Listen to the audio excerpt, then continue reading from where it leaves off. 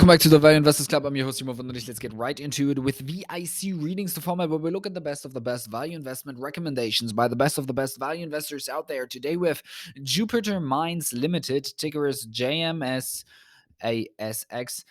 Description. This is not a recommendation, not advice. Please do your own diligence before investing into anything. And please write down in the comments below if you have invested, will invest, or why not into Jupiter Mines. Elevator pitch. Jupiter Mines, JMS, has a 37-year supply of manganese, an irreplaceable component of steel, and mining costs are amongst the lowest worldwide. Applying 2014 to 2022 MN prices to expected future costs, JMS has a 16% average dividend yield. Multiple tailwinds may increase MN prices in the next few years, further improving returns. Full pitch. I'll briefly discuss manganese since it's not as well known as other materials. Then I'll discuss Chippy Mine, JMS main source of EBIT, followed by JMS and how I estimate future dividends. I'll end with what may affect future MN prices and risk. Number one, manganese MN overview. 90% of Mn is used for steel production, where the US Geological Survey says that manganese has no satisfactory substitute in its major applications. Mn is not recovered during recycling, so both new and recycled steel require new Mn. JMS estimates that Mn used in steel will grow at a 1% CAGR over the next 20 years. Mn is also used in lithium batteries, where JMS expects Mn consumption in batteries to grow at a 9% CAGR over 20 years. However, batteries are unlikely to affect total Mn consumption in the near future, given that only 2% of Mn is currently consumed for battery production. Mn is found worldwide, including the US, which originally mined it for domestic steel production. However, it's cheaper and easier to use Mn ore with a higher Mn concentration. South Africa holds 30% of global Mn reserves due to its naturally high Mn concentration. Number two, Chippy Mine.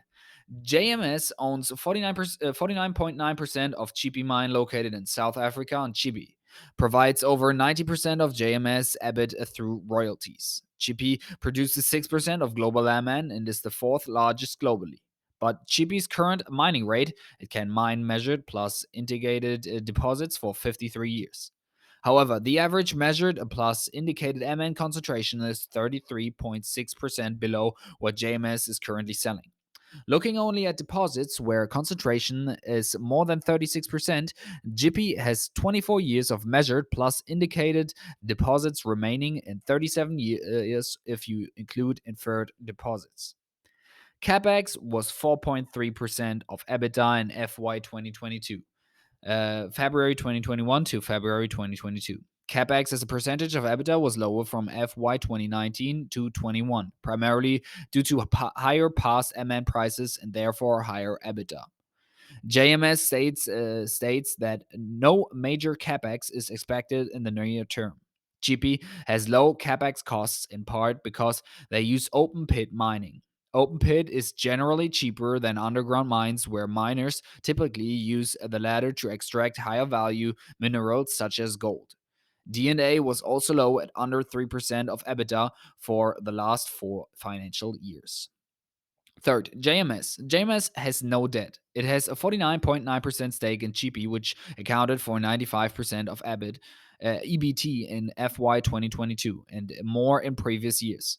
Investing in miners who don't return earnings to shareholders can be risky. However, since its 2018 IPO, JMS has returned an average of 97% of net income as dividends.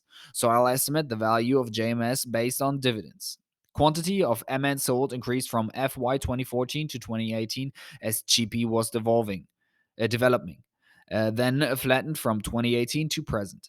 Free on board FOB costs include mining, processing, logistics, environmental, and indirect costs. And CapEx costs were also steady since 2018. The main variable is Mn price. To estimate a dividend yield under various MN prices, I used FY 2021 financials while averaging out various costs and taxes. In FY 2021, the average quantity of MN sold and FOB costs were within 3% of the FY 2018 to 2022 5-year average. I set the MN sales price to historic prices in FY 2014 to 2022. 2016 was the only year when net income was negative and JMS wouldn't pay a dividend. MN prices in 2016 was $2.06 versus a break-even price of $2.67. Current price of $3.32 and the 2014 to 2022 9-year average of $3.92. The average estimated dividend is 16%, which assumes JMS would reduce dividends in following years to make up for the 2016 loss. The current below average MN price yields an estimated 9%, and the maximum price in 2019 of $5.83 yields 40%. Fourth, what to expect of future MN prices. The 60% average future dividend yield assumes future MN prices are similar to the past 9 years. Is this assumption reasonable? The high MN price in FY 2019 was due to higher than usual construction in China, which likely won't be repeated soon. A global recession in the next year is also possible, indicating lower future MN prices. However, there are multiple reasons for higher prices over a long time scale. While the China housing boom is over, the 3-year COVID lockdown weakened its economy, and daily headlines indicate a reopening sooner than later. Chinese crude steel production accounts for 56% of global production, so any improvement in the economy will likely increase MN prices over current levels. Furthermore, following decades of offshoring, there's a worldwide shift towards reshoring or at least friendshoring, both of which will require large scale infrastructure development worldwide. The US is developing infrastructure that doesn't use Chinese parts and vice versa, while Europe is developing 3 sets of infrastructure: one for export to US, one for China, and one for countries that are willing to use both US and Chinese parts. Since infrastructure generally requires steel, MN prices would benefit as well.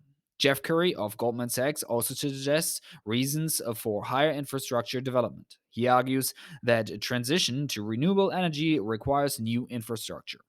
There's also a global shift towards redistributive policies to transfer wealth from rich to poor, such as the $1.7 trillion US Build Back Better Act last year.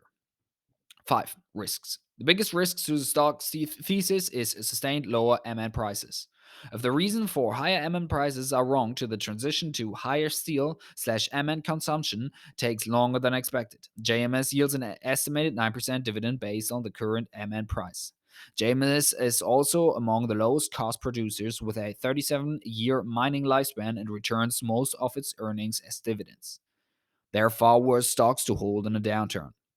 Another risk is that JMS makes bad acquisitions or has a high capex from unnecessary expansion.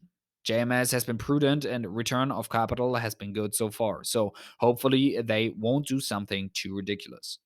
The current South African president has been accused of corruption, but his party still backs him, so impeachment is unlikely. Rising inflation and nationwide rolling blackouts from a poorly run state electricity company are also at risks. But none of these issues have had a large effect on JMS operations. JMS is 47% owned by a black owned enterprise, which may prevent race issues, and JMS has no obvious problems with its workers or the government. Catalyst: China reopens or large scale infrastructure projects increase steel consumption. Thank you very much for tuning in. Like I said, please write down in the comments below if you have invested, will invest, or why not.